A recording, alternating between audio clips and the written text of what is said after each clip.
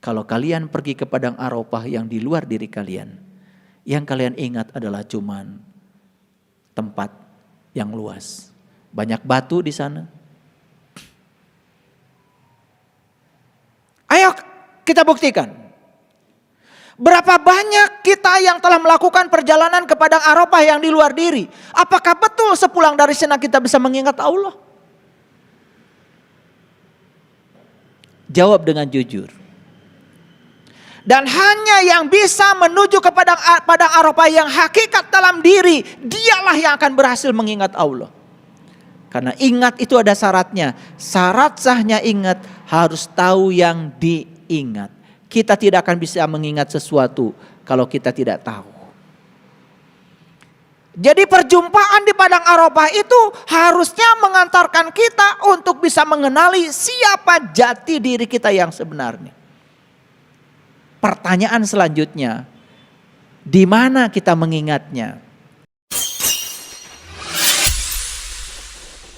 Sesungguhnya awal agama itu adalah makrifatullah, mengenal Allah. Banyakkah yang dinasihati cari-cari pembenaran? Banyakkah? Baik, kalau gitu, di mana padang Arafah? Di tempat di mana Allah menunjukkan dirinya. Allah sudah ngasih alamat tadi. Oke, oleh karena itu mari kita buka. Mohon dihidupkan dulu infokusnya. Lihat dulu semuanya ke sini. Semuanya supaya sadar. Karena judul ceramahnya adalah menyadari padang Arafah dalam diri. Sama sekali saya tidak bicara padang Arafah yang di luar diri. Bukan urusan saya. Oke?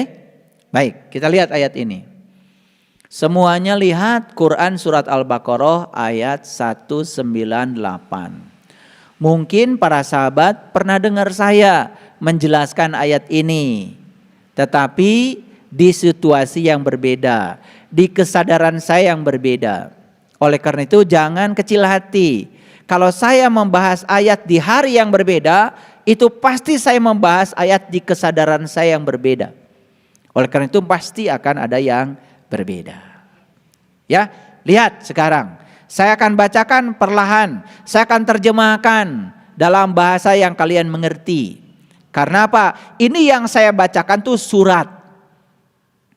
Surat itu harus dibaca dan dimengerti isi suratnya, bukan sekedar dibaca. Kalau kalian dapat surat cuma dibaca saja, gak ngerti isi suratnya. Setelah dapat surat, kalian tidak ada perubahan apa-apa.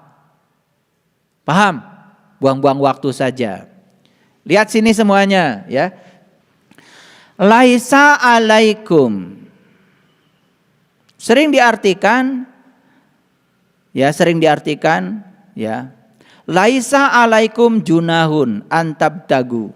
Sering diartikan ya, tidak ada dosa bagimu untuk mencari karunia, dalam tanda kurung rezeki hasil perniagaan. Itu tanda kurung. Gak ada di sini urusan rezeki hasil perniagaan. Makanya kalau menafsirkan Quran jangan pakai akal. Jangan pakai pikiran, apalagi persepsi. Tafsir Quran tuh bil Quran.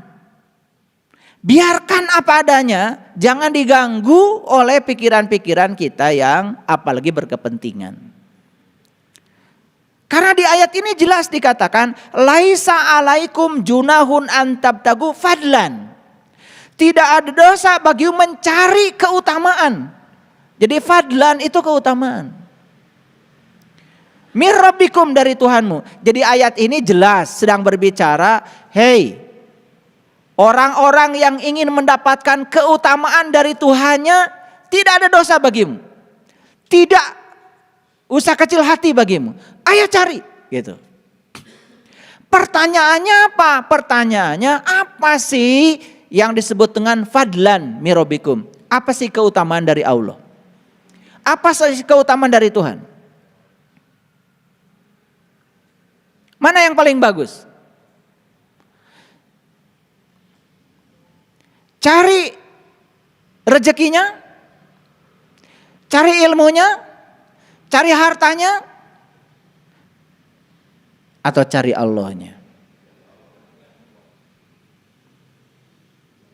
Itu yang sudah dijelaskan dalam perang Baratayuda. Kenapa pasukan Kurawa kalah sama pasukan Pandawa? Salah yang diminta, itu aja. Pihak Pandawa gurunya Krishna, pihak Kurawa gurunya Krishna. Waktu mereka berdua, dua kelompok ini datang sama Krishna, beda permintaan. Karena Krishna seorang raja, Krishna punya tentara, Krishna punya senjata. Yang diminta oleh Kurawa saat mau berperang apa? Minta senjata dan tentara. Dan yang datang duluan sama Krishna itu bukan Pandawa. Yang datang duluan sama Krishna itu pihak Kurawa. Kurawa mencerminkan keserakahan, mencerminkan ketamakan, mencerminkan ingin segalanya. Itu Kurawa. Pandawa cerminan dari kebijaksanaan. Pandawa itu cerminan dari kearifan. Pandawa itu cerminan dari kerendahan hati. Makanya yang datang kepada Krishna pertama kali adalah Kurawa. Saat itu Krishna sedang tidur nyenyak. Bisa nggak kalian menebak? Ini Kurawa datang kepada Krishna, duduknya di sebelah mana? Duduknya di sini. Dekat kepalanya Krishna, itu Kurawa. Selalu ingin dekat dengan kekuasaan.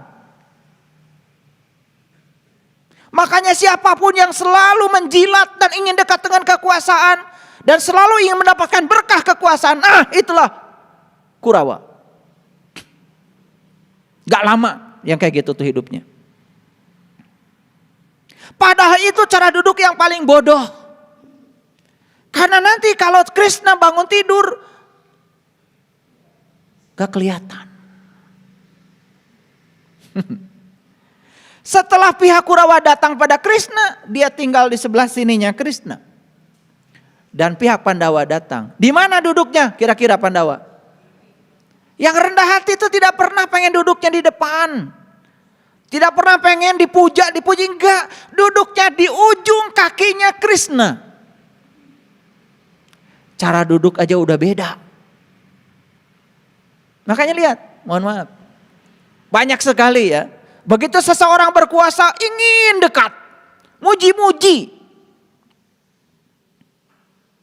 Geli lihat orang gitu. Tapi gak apa-apa sih. Pengennya begitu. Paham? Kemudian bangunlah Krishna. Saat Krishna bangun, yang pertama kali disapa dan ditanya, siapa? Pandawa. Tetapi yang luar biasa dalam episode Baratayuda itu, yang menjawab pertama kali adalah Kurawa. Gitu. Orang serakah itu gak ditanya aja ngejawab. Kan ada orang yang suka cerita dirinya. Saya punya rumah sekian, mobil sekian, gak ditanya.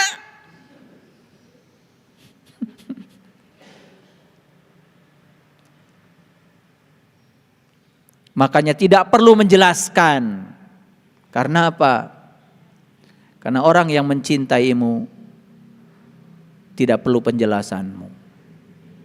Dan orang-orang yang membencimu tidak percaya padamu. Makanya hidup itu jangan terlalu banyak menjelaskan. Kalau menjelaskan sama orang yang dicintai gak penting.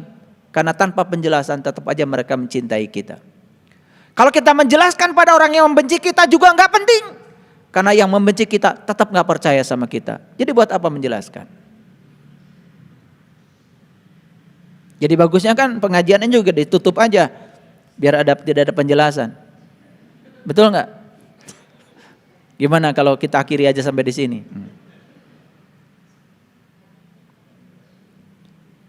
Baik. Begitu Krishna bangun, yang pertama kali disapa adalah Pandawa. Tetapi yang jawab Kurawa.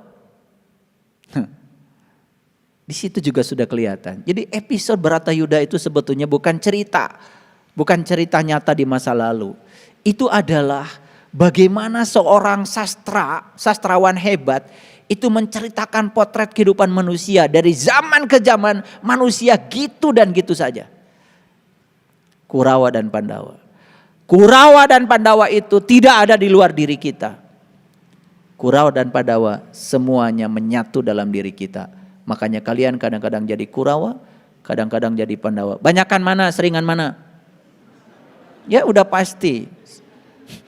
Gak usah ditanya sebetulnya. Jadi perang Baratayuda yang sebenarnya itu adalah di padang Kuruksetra. Padang Kuruksetra itu jasmani kita di sini. Di sini. Itu yang menyebabkan kenapa kita terhambat untuk bisa menyadari keberadaan padang Arafah dalam diri. Kenapa terlambat? Kenapa terlambat wukuf? Kenapa? Karena kita masih berperang. Belum selesai dengan diri kita sendiri. Pandawa dan Kurawa masih seperti itu. Lalu saat itu juga kemudian ditanya, apa kepentinganmu menemui aku? Kata Krishna. Yang pertama kali menjawab dan presentasi adalah Kurawa. Tuan Guru yang mulia, kedatangan kami di sini, kami mau meminjam seluruh tentaramu dan seluruh senjata yang kau miliki. Oh, keserakahan. Karena dia berpikir kalau tentaranya Krishna diambil semua sama Kurawa, senjata Krishna diambil sama Kurawa, dia akan menang perang. Itulah kebodohan. Karena dia berpikir di level materi. Pihak Pandawa berpikir sudah di level energi. Setelah selesai dan Krishna mengatakan silahkan seluruh tentaraku milik Kurawa. Seluruh senjata yang ada di gudang yang dijaga tentaraku miliknya Kurawa. Yang terakhir Krishna berbicara kepada Pandawa. Apa kata Krishna? Seluruh senjata dan tentara sudah diambil oleh kakakmu. Dan satu-satunya yang tertinggal adalah aku. Apa kata Pandawa? Justru itu yang aku butuhkan. Cukuplah Tuan Guru menjadi sais. Pintar? Pintar apa tidak? Pintar. Kalau Krishna di pihak Pandawa, jadi saisnya Pandawa, naik kereta kerajaan. Apa mungkin tentaranya Krishna nembakin Krishna? Ini namanya cerdas.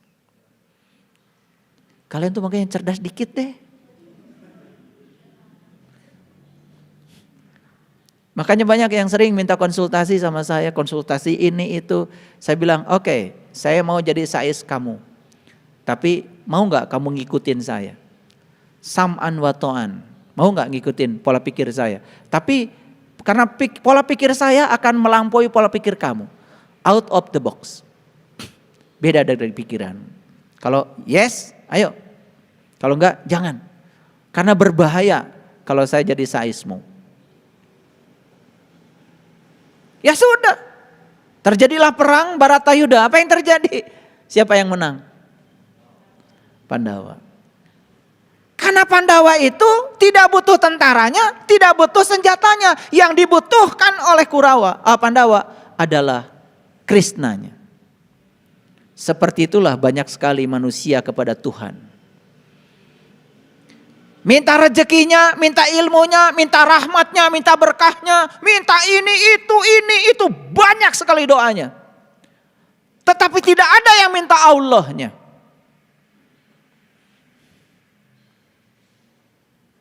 Padahal kalau minta Allahnya, semua yang dimilikinya ada padanya. Itulah doanya para rasul, para nabi. Hasbi Allah, hasbi Allah, hasbi Allah. Cukuplah Allah bagiku, cukuplah Allah bagiku. Maaf.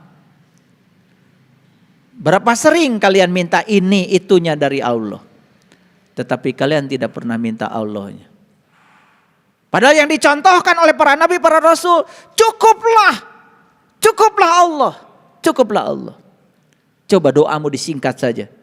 Hasbi Allah. Tetapi dengan energi yang kuat. Cukuplah engkau ya Allah.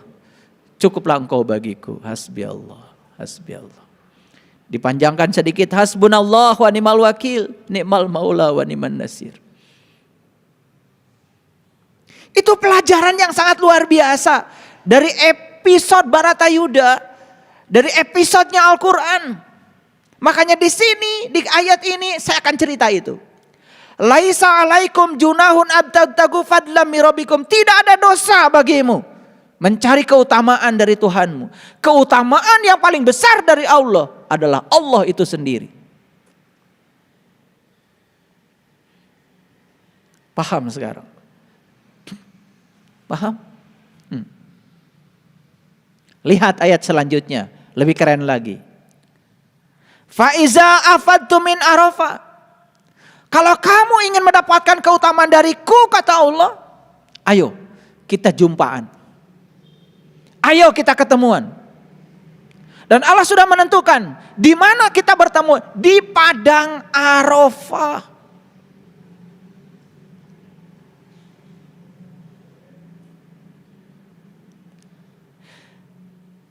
Di padang pengenalan. Karena Allah sudah ngasih alamat kepada kita. Wahwa ma'akum ainama kuntum. Aku selalu bersama kamu dimanapun kamu berada. Aku lebih dekat kepadamu melampaui dekatnya urat nadi lehermu. Bahkan aku tidak pernah jauh dari dirimu. Walau sedetik pun. Perasaan keterpisahanmu dengan aku. Itu semata-mata karena kamu telah berkhianat pada kemuliaanmu sendiri. Inilah yang perlu dibicarakan. Kenapa saya perlu bicara ini? Karena banyak manusia yang tidak sadar kalau sesungguhnya dia sudah diberikan kemuliaan oleh Allah. Kemuliaan tertinggi manusia adalah nilai kemanusiaannya. Apa? Kemuliaan tertinggi manusia adalah nilai kemanusiaannya. Itulah yang membuat manusia menjadi mulia. Tetapi banyak manusia yang kehilangan nilai kemanusiaannya. Itu yang membuat manusia menjadi tidak mulia lagi. Siapa yang berkhianat? Dia berkhianat pada dirinya sendiri. Karena manusia sudah keluar dari pagarnya sendiri.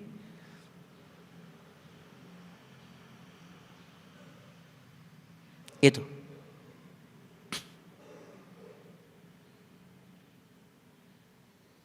Jadi kenapa di semesta ini terjadi bencana?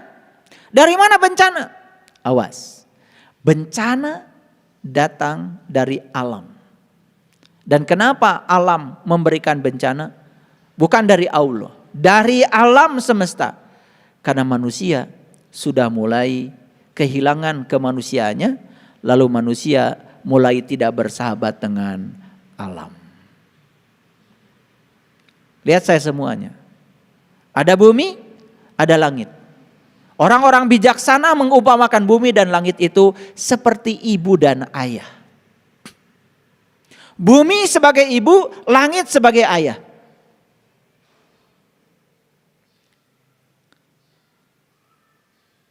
Pertanyaannya, bukankah kita harus bakti dan berbudi kepada ibu dan ayah?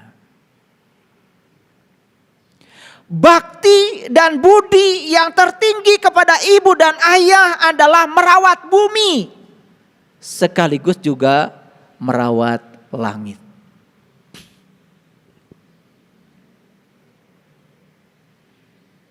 Apa yang terjadi sekarang dengan manusia? Ibunya ditelantarkan, ayahnya tidak dihiraukan. Begitu kita sudah tidak peduli lagi pada bumi tempat kita tinggal, dan langit yang meliputi bumi kita tempat kita tinggal, berarti kita sudah berkhianat kepada ayah dan ibu yang melahirkan kita sendiri. Bencana akan datang. Makanya ada yang namanya virus. Virus Itu dekat sekali dengan kata viral. Virus, viral, sesuatu yang datang secara berkelompok.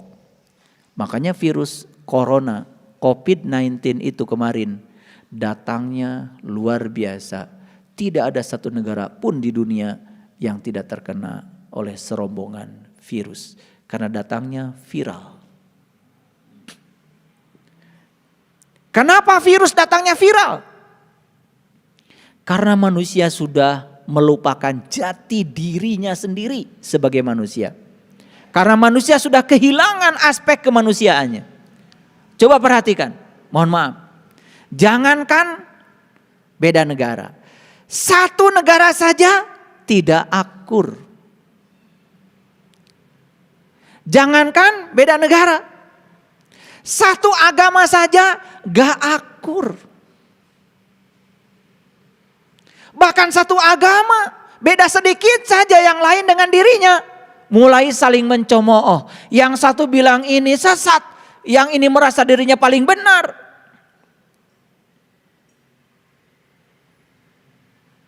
Karena dia kehilangan jati dirinya sebagai manusia, yaitu aspek kemanusiaannya, maka dia kehilangan penglihatan untuk melihat bahwa semua adalah saudara.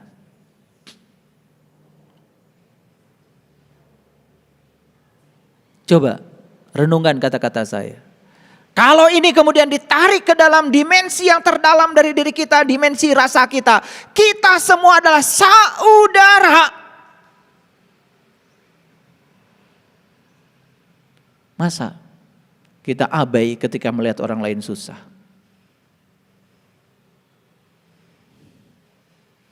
Gak mungkin. Karena puncak penyembahan manusia kepada Tuhan adalah terletak pada cara dia memperlakukan orang lain. Itu puncaknya.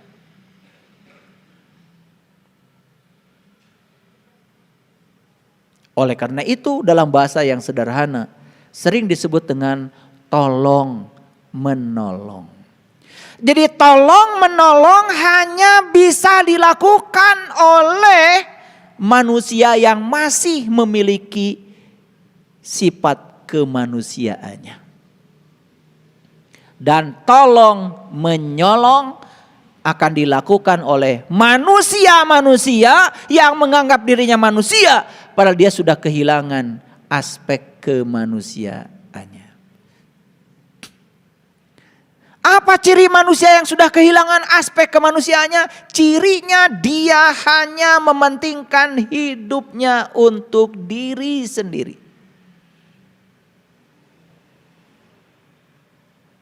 Banyak yang gitu? Banyak. Mengeksploitasi alam semesta. Semua kandungan-kandungan dan kekayaan alam digali sesuka hatinya. Gak peduli orang celaka, gak peduli orang seperti apa. Dia sebenarnya sedang menyakiti ibunya. Itulah Ibu Pertiwi. Wajar kalau Ibu Pertiwi kemudian menangis, sedih.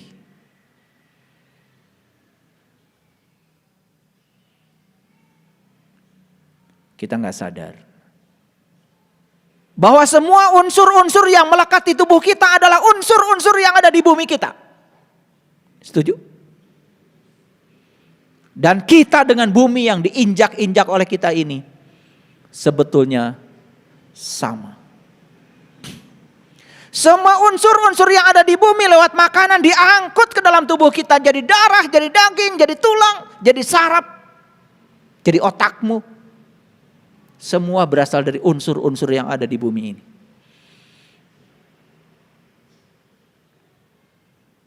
Bumi seperti itulah. Walaupun ada di bawah kaki kita, tapi bumi ini telah menjadi sesuatu yang membuat kita terlahir ke semesta ini. Apa yang dimakan ayah ibu kita dulu? Apa yang menjadi bibit untuk tubuh kita dulu? Satu sel dari ayah, satu sel dari ibu, sel sperma, sel telur, semua unsur-unsur dari saripati yang berasal dari bumi. Makanya kita sering disebutkan oleh Quran, kita ini berasal dari tanah.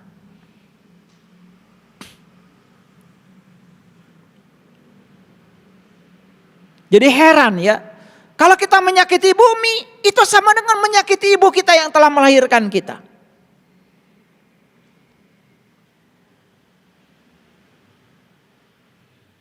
Saya bicara ibu jauh lebih luas dari sekedar ibu yang melahirkan tubuh jasmani kita. Kita bicara ibu dalam konteks yang lebih luas lagi. Karena negara ini, bumi ini bukan warisan buat kalian.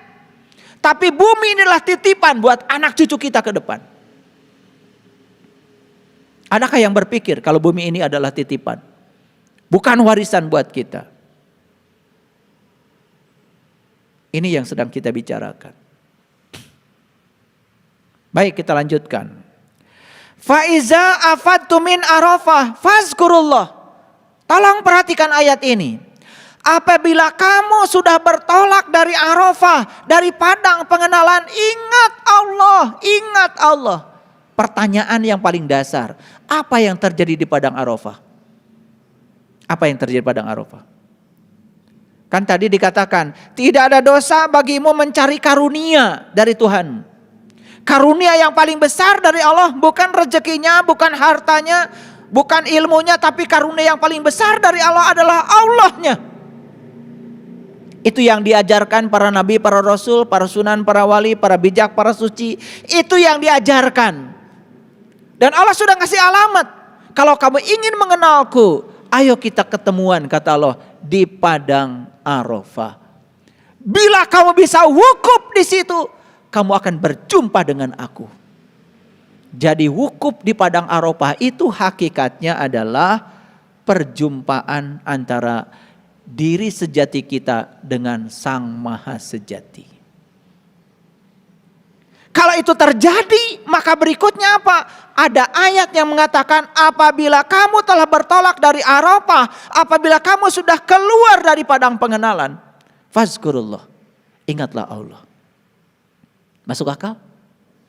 Tidak mungkin kita bisa mengingatnya kalau kita belum menjumpainya. Tidak mungkin kita bisa mengingatnya kalau kita belum menyaksikannya. Berarti di situ terjadi penyaksian, di situ terjadi perjumpaan, di situ terjadi penyatuan. Ini ayat sederhana, tapi kalau saya bedah secara saintifik perlu waktu. Tetapi secara global kita bisa mengerti sekarang. Bisa mengerti kan? Jadi keutamaan dari Allah yang paling besar adalah Allah itu sendiri. Dan siapa yang ingin mendapatkan Allah? Allah sudah menunggu. Ayo kita ketemuan, kata Allah, di padang Arafah, di padang pengenalan. Di situ kamu akan mengenali aku. Makanya ayat selanjutnya adalah faiza afadtu min Arafah fazkurullah. Apabila kamu telah bertolak dari padang pengenalan, ingatlah Allah. Ayo, apa pesan dari sini? Artinya, siapapun yang sudah menuju padang Arafah yang sesungguhnya, siapapun yang sudah berjumpa dengan jati dirinya, pasti akan bisa mengingat Allah. Maaf, kalau kalian pergi ke padang Arafah yang di luar diri kalian, yang kalian ingat adalah cuman tempat yang luas, banyak batu di sana. Ayo kita buktikan. Berapa banyak kita yang telah melakukan perjalanan ke padang Arafah yang di luar diri? Apakah betul sepulang dari sana kita bisa mengingat Allah? Jawab dengan jujur.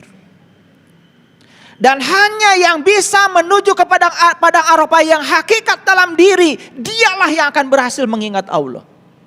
Karena ingat itu ada syaratnya. Syarat sahnya ingat harus tahu yang diingat. Kita tidak akan bisa mengingat sesuatu kalau kita tidak tahu. Jadi perjumpaan di padang Arafah itu harusnya mengantarkan kita untuk bisa mengenali siapa jati diri kita yang sebenarnya. Pertanyaan selanjutnya, di mana kita mengingatnya?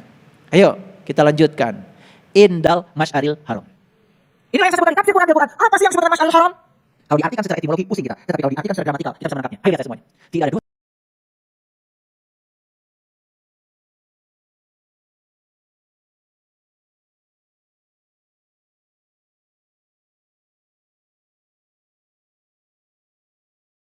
dosa bagimu mencari karunia yang paling utama dari Tuhan. Fadlan, keutamaan Tuhan. Apa keutamaan dari Allah? Allah itu sendiri. Di mana kita bisa mendapatkannya? Di padang Arafah. Apa hasilnya? Sepulang dari padang Arafah, ingat Allah. Di mana kita mengingat Allah? Di ayat ini jelas dikatakan mengingatnya indal masyaril haram. Kalau begitu apa masyaril haram? Kita harus buka ayat lain karena di sini tidak ada penjelasannya. Di ayat lain Allah mengatakan seperti ini. Ayo lihat saya semuanya dan jangan mengantuk karena ini bagian yang paling penting. Silakan lihat ayat ini semuanya. Allazina amanu, ulangi, allazina amanu, dan orang-orang yang beriman. Ini yang diceritakan orang beriman, bukan orang yang mengaku beriman, bukan orang yang sok-sok beriman, yang beriman. Iman sekali lagi bukan percaya. Iman adalah tasdikun bil qalbi. Iman adalah pembenaran oleh kalbu. Dan Allah mengatakan dalam sebuah diskusi, langit dan bumi tidak akan cukup menampung zatku. Tapi kalbunya orang yang tenang, yang lembut. Itu dikatakan di hadis qudsi itu. Itulah rumahku. Jadi rumah Allah yang sebenarnya itu adalah kalbunya orang yang beriman, yang tenang dan lembut. Yang kasar, yang keras kalbunya gak akan bisa jadi rumahnya Tuhan. Karena ada syaratnya, yang tenang dan yang lembut. Itu dalam hadis qudsi. Perhatikan saya. Allazina amanu, dan orang-orang yang beriman, wa tatmainu qulubuhum bi zikrillah. Ayo. Dan orang-orang yang beriman itu tentramlah kalbunya dengan mengingat Allah. Jadi tempat mengingat Allah itu apa? Kalbu. Jadi masyaril haram yang dimaksud di ayat tadi itu apa? Kalbu. Masuk akal? Kan tadi dikatakan, apabila kamu sudah bertolak dari padang pengenalan, ingatlah Allah di masyaril haram. Fazkurullah indal masyaril haram. Kalau gitu apa masyaril haram? Masyaril haram itu adalah alat untuk mengingat. Kalau gitu masyaril haram itu adalah nama lain dari qalbu. Jadi masyaril haram yang sebenarnya adalah qalbu, bukan nama masjid.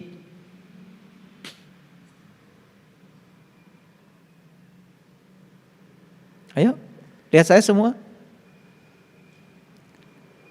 Kalian pulang dari sini, masih bisa ingat sama saya? Saya tanya lagi, kalian mengingat itu di mana?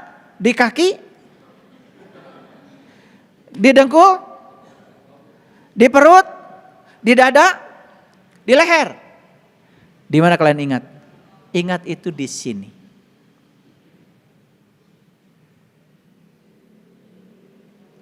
Ini fakta, bukan hoax.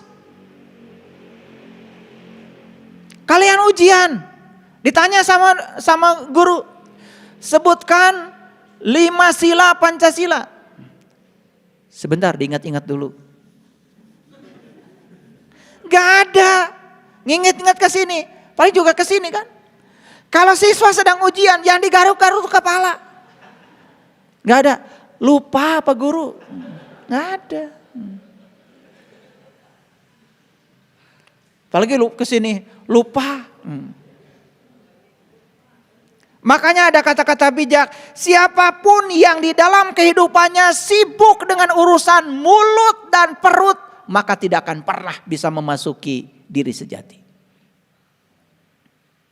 Siapapun yang dalam kehidupannya cuman sibuk urusan mulut dan perut, gak akan pernah bisa mengenal jati dirinya. Silakan. Karena orang yang sibuk dengan perut dan mulut, habis waktunya hanya untuk menanamkan ketidaksadaran diri. Karena makanan yang berlebihan itu salah satu penyebab manusia kehilangan kesadarannya. Silakan kalian makan berlebihan. Combro dimakan, lontong dimakan.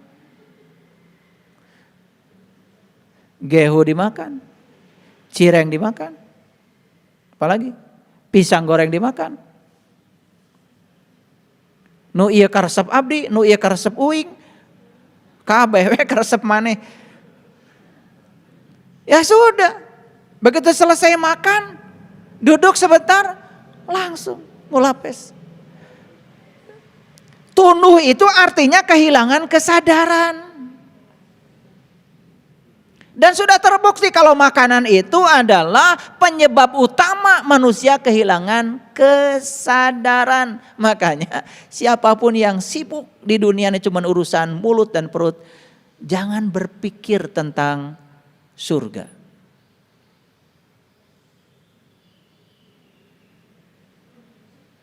Apalagi mimpi. Mimpi aja jangan.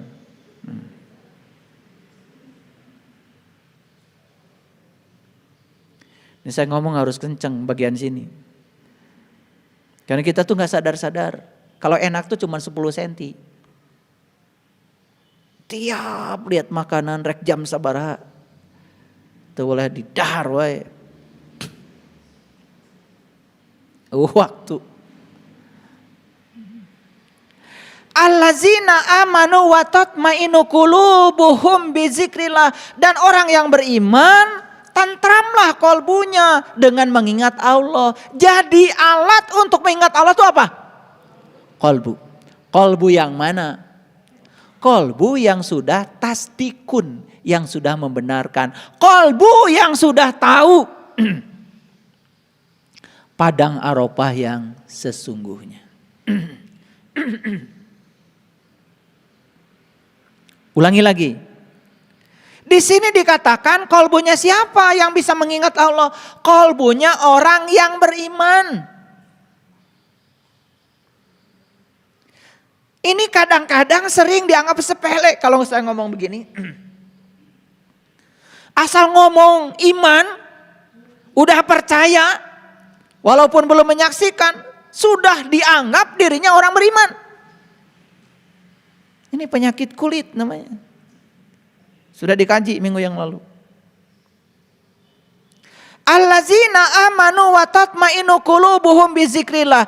Dan orang yang beriman, tentramlah kolbunya dengan mengingat Allah.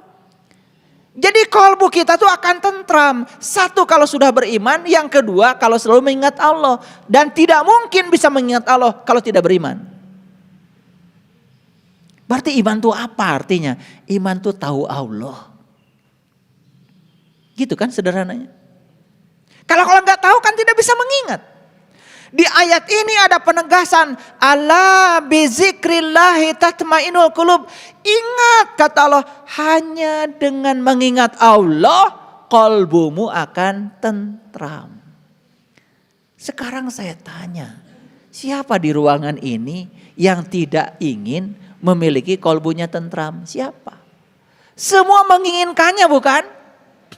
Semua kalian menginginkan kolbunya tentram. Kalau kolbunya tentram, semua kehidupan akan tentram. Kolbunya gelisah tidak tentram, semua kehidupan kalian berantakan. Dan satu-satunya cara untuk tentram kolbu kata Allah, ala bizikrillahi tatmainul qulub. Hanya dengan mengingat Allah. Berarti kita wajib berkunjung ke padang Arafah yang hakikat. Wajib kita melaksanakan wukuf. Wajib kita melaksanakan istirahat. Istirahatnya siapa? Istirahatnya pikiran. Itu namanya semedi. Makanya ada 3 ajaran penting. 1 berdana, yang kedua bersila, yang ketiga semedi. Maaf ya. Orang yang pelit tidak berdana, maka sulit untuk menjalankan sila. Orang yang sulit menjalankan sila, pasti tidak akan bisa semedi. Ini dianggap main-main ini. Kadang-kadang gak apa-apa, yang penting saya kan baik sama orang, pelit juga gak apa-apa. Padahal berdana ini kunci utama. Berdana, bersila, bersemedi. Dan tidak bisa rangkaian ini diputus. Maaf ya. Siapa yang memiliki kemelekatan yang begitu kuat sama yang dia miliki hanya untuk kesenangan pribadi, tidak ingin bahagia, tidak akan mencapai semedi yang sesungguhnya. Kadang-kadang saya juga tidak mengerti ya. Bagaimana ya cara mengobati orang-orang pelit itu? Masih berkutat ya dengan dirinya sendiri. Orang lain susahnya kayak apapun gak peduli. Tetapi ingin spiritualnya berkesadaran tinggi. Kesadaran spiritual yang tinggi itu harus dimulai dengan berdana. Berdana, bersila, semedi.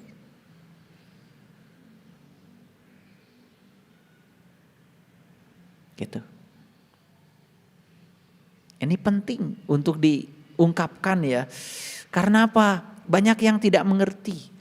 Kenapa ya saya kok gak baju-baju semedinya? Coba, berdananya gimana?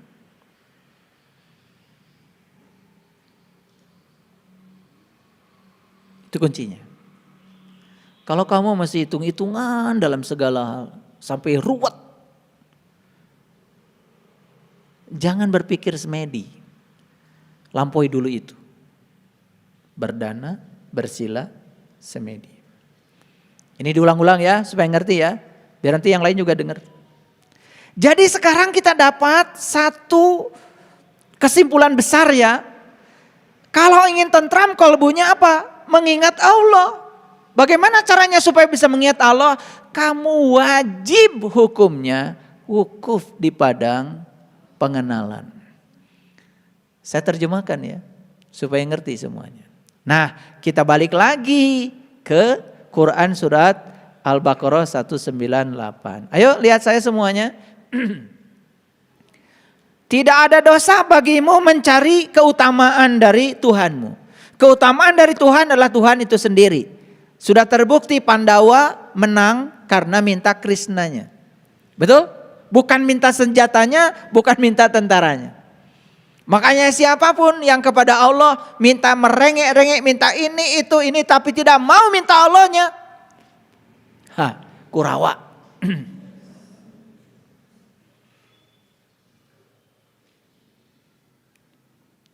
Jadi saya juga heran ya. Yang datang ke saya kok banyakkan Kurawa. Daripada Pandawa. Yang ketawanya paling kencang. Faiza apatu min arafah fazkurullah indal mas'alir haram. Sekarang sudah ketemu jawabannya? Apabila kamu telah bertolak dari padang Arafah, ingatlah Allah di Mas'aril Haram. Ketemu sekarang Mas'aril Haram apa? Qalbu. Karena sudah dijelaskan di Quran surat Ar-Ra'd ayat 28 tadi, alat untuk mengingat Allah namanya qalbu. Jelas ya? Oke. Lalu bagaimana cara mengingatnya? Nah, ada ayat penggalan yang luar biasa nih.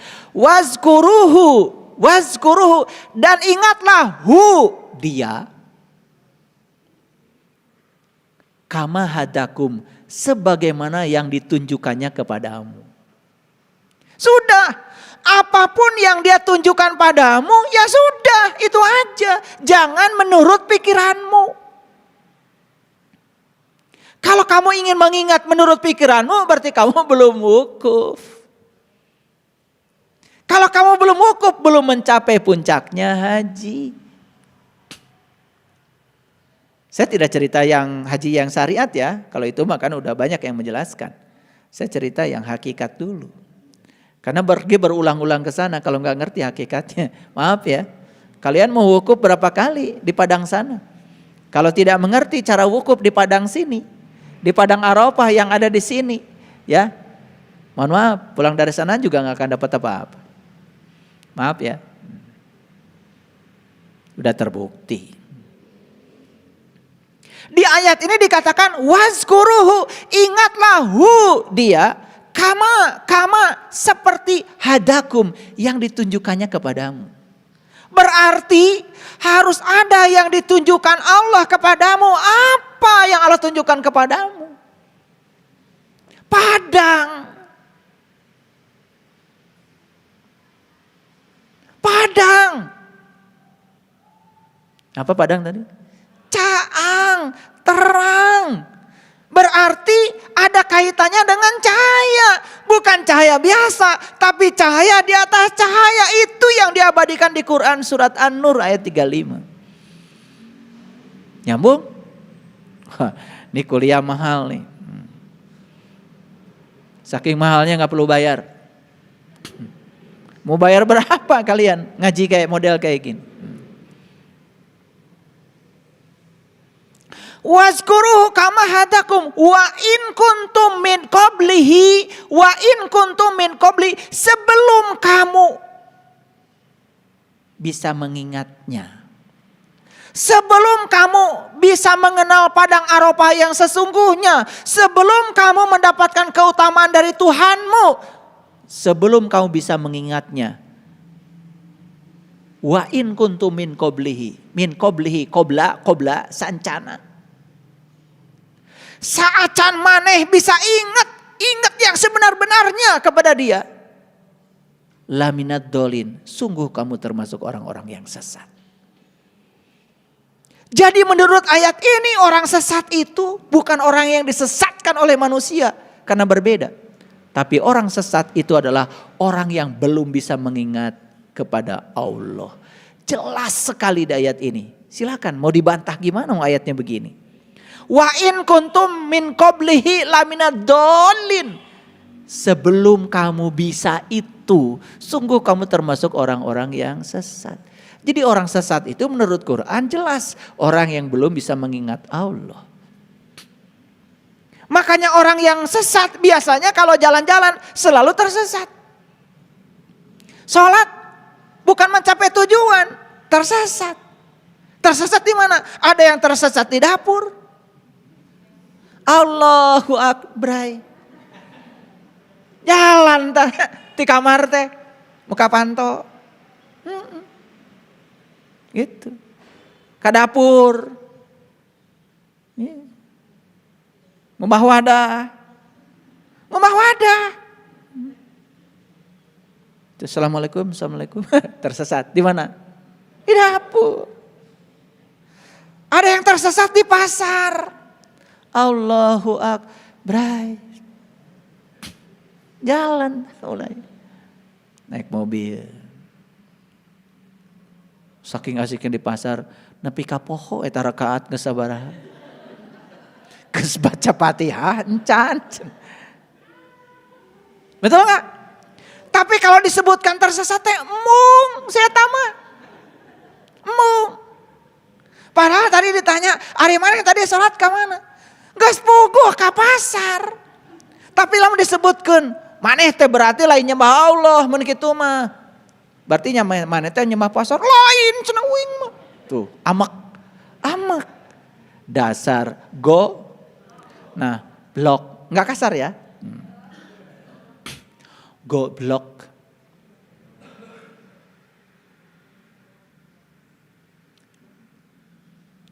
Ada hambatan dalam dirinya untuk jujur.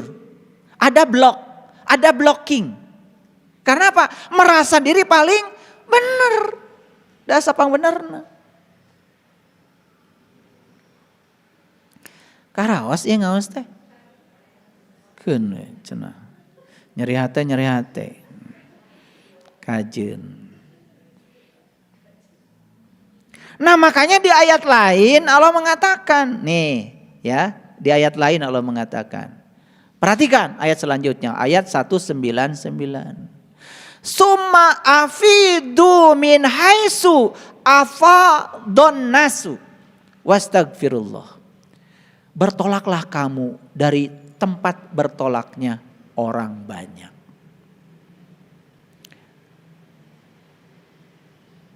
Kalau ingin mengenal diri sejatimu, kamu harus bertolak dari tempat berkumpulnya orang banyak. Tidak perlu ngikutin banyak orang. Karena perjalanan ini adalah perjalanan pribadi. Antara dirimu dengan Allah.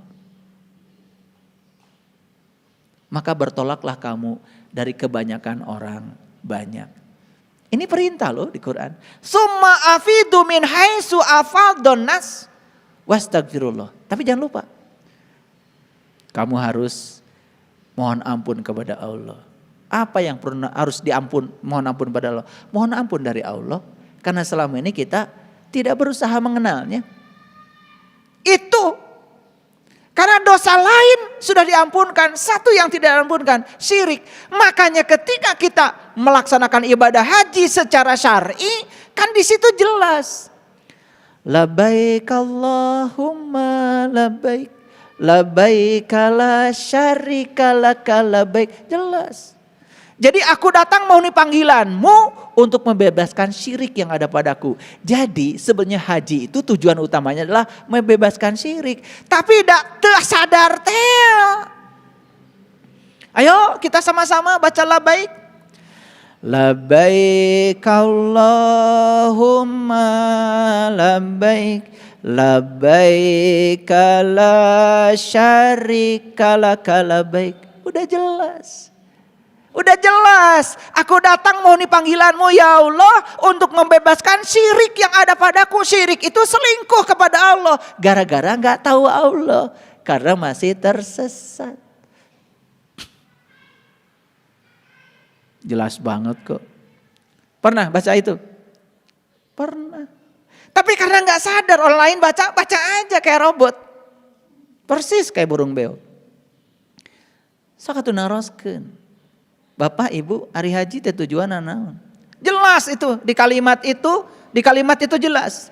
Labbaik Allahumma labbaik, labbaik la syarika laka labbaik. Supaya kamu tidak selingkuh, supaya kamu tidak syirik, supaya kamu tidak menduakan Tuhan. Itu jelas kok. Makanya kalau tahu artinya baru bisa meneteskan air mata. Setelah kita menjatuhkan niat di tempat tertentu sebelum kita menuju ke Baitullah yang syar'i, yang di dalam Masjidil Haram itu, kan kita menjatuhkan dulu niat di tempat tertentu, betul? Iya. Kalau di Madinah menjatuhkan niat di Bir Ali, kalau kita di Mekah keluar dulu di kota Mekah, pergi ke tempat namanya Ji'ronah. Ji'ronah itu dari kata ja'a ro'aina. Ja'a ro'aina, ja'a tu datang, ro'aina, ro'a tu melihat, na tu ana. Ja'a ro'aina, datanglah untuk melihat ana, kata Allah. Jadi Ji'ronah. Iya, Cicahem kan jadi Cahem. Sama. Sana ja'a ro'aina jadi Ji'ronah. Gancang nyebutna.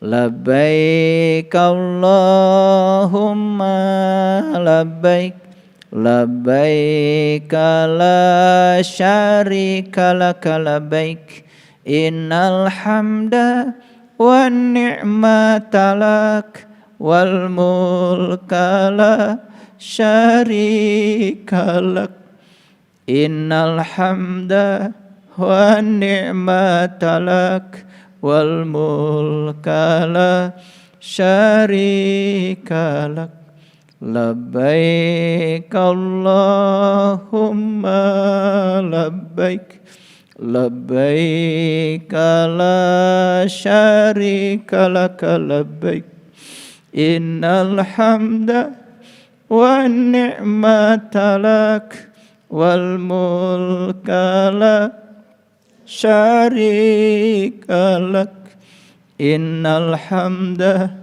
wan ni'mata lak wal mulka la syarika lak, labbaik Allahumma labbaik, labbaik la syarika lak labbaik, innal hamda wan ni'mata lak wal mulka la syarika lak, innal hamda wan ni'mata lak wal mulka la syarika lak. Luar biasa. Itu kan sedang cerita, segala puji hanya milik-Mu ya Allah, yang telah memberikan nikmat kepadaku. Apa sih nikmat itu? Bukan karena kita bisa naik pesawat, bukan karena kita punya uang, nggak ada kaitan dengan itu nikmat. Nikmat itu adalah sesuatu yang diberikan kepada para nabi, para rasul, para siddiqin, para syuhada, para solihin. Jelas di Quran. Ihdinas syiratal mustaqim, syiratal ladzina an'amta alaihim. Syiratal mustaqim itu jalannya orang yang diberi nikmat. Yang diberi nikmat itu cuma 4. 1 para nabi, 2 para siddiqin, 3 para syuhada, 4 para solihin. Cuma 4. Wa husna ulaika rafiqa. Itulah teman yang sebaik-baiknya. Apa nikmat itu? Nikmat itu adalah fadlan, keutamaan dari Allah. Nikmat yang sebenarnya adalah Allah itu sendiri.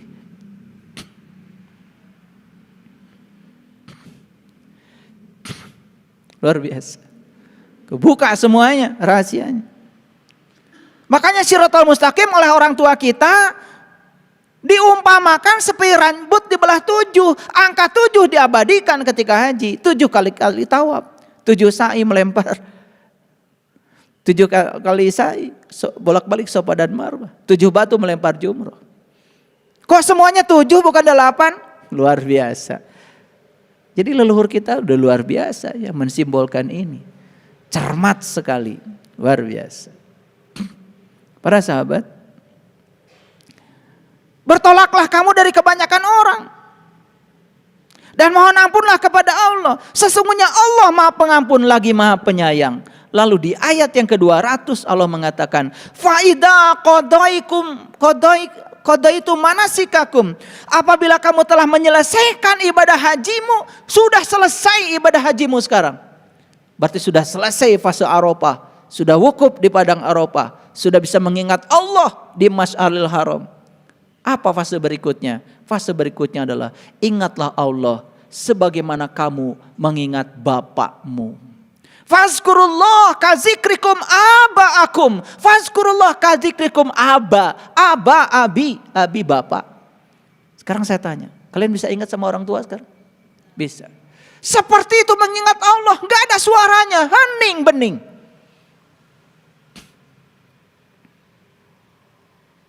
Au asyadda dzikra, bahkan mengingatnya harus lebih hormat.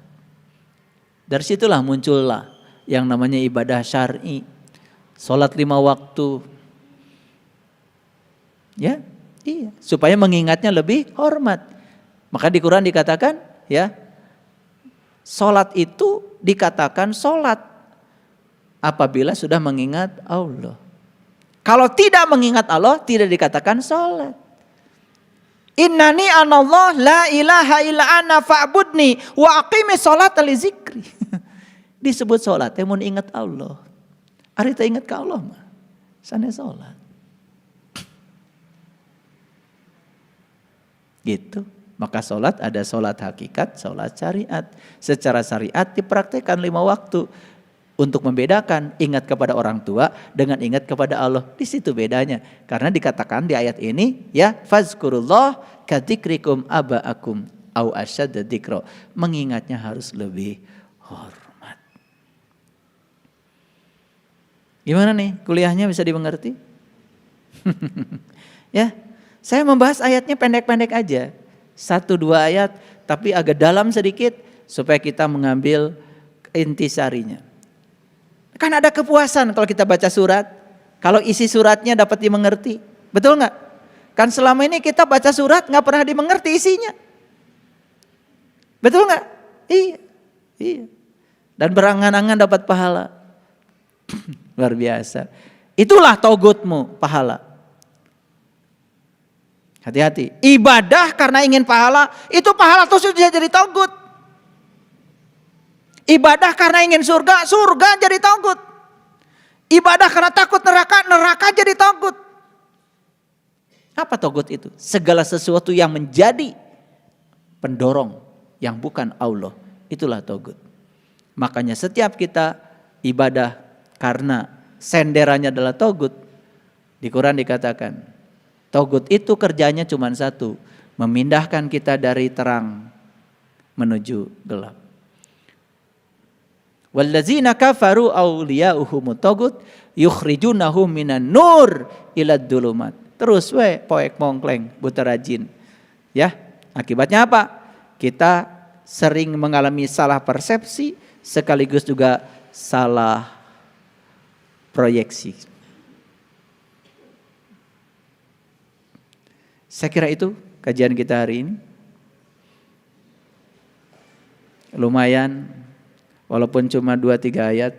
Semoga ini bisa memberikan isi, juga bisa menjadikan nutrisi. Ngaji itu harus dapat isi loh, sekaligus nutrisi. Jangan ngaji cuma sekedar ingin dapat pahala atau good itu. Ya, jadi syafaat itu harus datang di sini. Syafaat itu harus dapat sekarang. Dan syafaat itu harus punya kemampuan menyelamatkan kita di sini saat ini sekarang.